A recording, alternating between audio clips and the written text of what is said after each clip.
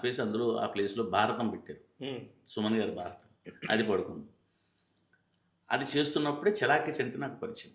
Okay, భారతం అది చేస్తున్నప్పుడే daddy నేను చేస్తాను డాడీ అనేవాడు. అప్పటికి జబర్దస్త్ లేదు. ఓకే, అరే ఇది చాలా రిస్కీ ప్రోగ్రామ్ రా, నువ్వు అసలే సీరియస్ అవుతావు, గబుక్కుని కోపం వచ్చేస్తుంది నీకు అని అంటావు, నువ్వు ఆడు కొట్టేస్తారు, జనం కొట్టేస్తారు, దీన్ని చాలా మోటివేట్గా చేయాలి, చాలా కవర్ చేసుకోవాలి, అవసరమైతే వాళ్ళు ఇచ్చే రిప్లైస్ కూడా ఆన్సర్లు మనం ఆటోమేటిక్గా ఇవ్వగలగాలి, పట్మని అక్కడే ఇవ్వాలి. మరి ఓన్ దీని కాన్సెప్ట్ ఏమి ఉండదు, స్క్రిప్ట్ ఉండదు, నువ్వు ఎలాగోలాగా అక్కడ మేనేజ్ అవ్వాలి అంటే సర్లే అయితే వద్దులే అన్నాడు. అయిపోయింది. అతను జబర్దస్త్ చేస్తున్నప్పుడు నాకు పిలిచాడు, కనపడ్డాడు. ఓకే, డాడీ జబర్దస్త్ చేస్తామని. నేను వెళ్ళి అడిగాను రా, ముసలోళ్ళకి ఎవరండి అన్నాడు.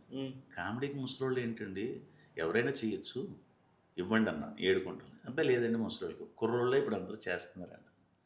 సరేలే అండి అని చెప్పి వచ్చేస్తే చంటి కలిసి ఎవడంతా అన్నది 7 గుంటల నూరా నేను చూసుకుంటాను అంటే అతను దాంట్లో చేరి స్క్రిప్ట్లు అవి చిన్న చిన్న సజెషన్లు ఇచ్చి చేసి అతని వల్లే నేను జబర్దస్త్గా బాగా పరిచయం. కుక్క ఎపిసోడ్ ఒకటి చేశాను, అది బాగా హైలైట్ అయిపోయింది. దాని తర్వాతే అతనికి మా చంటికి కిక్ 2 సినిమా అవకాశం వచ్చింది, లెంగ్దీ రోల్. నేను వెళ్ళిపోతున్నాను అన్న. వెళ్ళిపోండి శేష్ గారిని టీమ్ లీడర్ని చేస్తాం అన్నారు. సర్లేండి అయితేనే వెళ్ళిపోయాడు. అప్పుడు నేను టీమ్ లీడర్ అయిపోయాను, వాడు వెళ్ళిపోయాడు.